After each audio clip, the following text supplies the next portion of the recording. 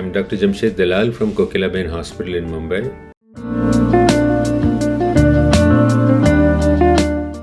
We've often spoken of telemedicine.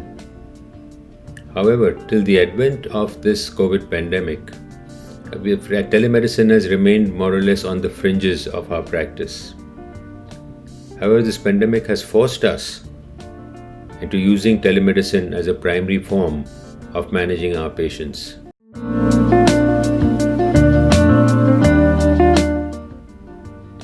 My example is classic. I'm stuck outside India for the last many months. However, it has not stopped me from keeping in touch with my patients, practicing telemedicine, and providing them with all the possible solutions to their problems. I can easily judge if they need some emergency care and guide them accordingly during my telemedicine consultations. It has tremendous advantages. Patient can be at home. His family can join in from different parts of the country, or in fact different countries itself. And the doctor himself can choose a time which is convenient for all the parties concerned.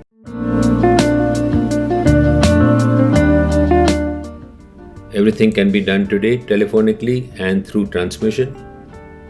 I can see their echocardiography recordings, all their reports of course, and even videos of their angiogram. The other advantage, especially in cardiology, is that there is no great need to examine the patient in detail as may be required in some other branches of medicine.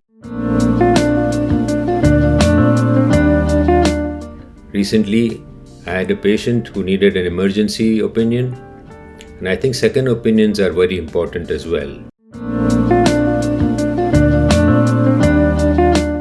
My recent experience was a patient who I had been treating for long.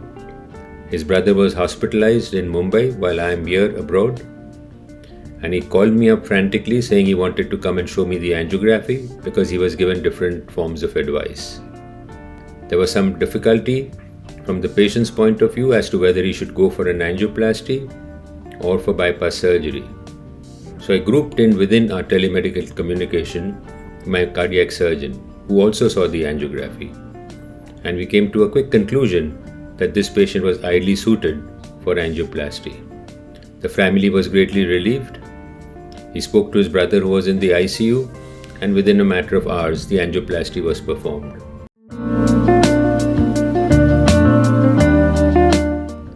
This is the great benefit, not only of telemedicine per se, but of quick second opinions that the patient often requires in order to convince himself and his family members that a particular form of treatment is the best option.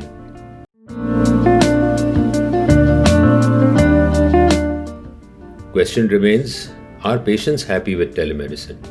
I think doctors generally are in most situations happy with it, but are patients happy with it? A survey done during this COVID period has shown that in fact patients are extremely happy with telecommunication because they feel that they don't have to travel long distances. Many times they're away from the same city where the doctor is practicing and have to fly in. Their children often have to take leave from work to bring the parents. Then of course the long travel to the doctor's consulting room, sitting outside for a while waiting for the doctor to get free. So they find this most convenient and time saving. Also they feel, surprisingly, that the doctor was able to give them more attention during a telecommunication than actual physical examination. Because the doctor in the hospital, they said, was preoccupied sometimes with phone calls, receptionists coming in, entering data on the computer. Whereas with telemedicine, they found that he gave all his attention to the patient, their questions, and to the questions of their relatives.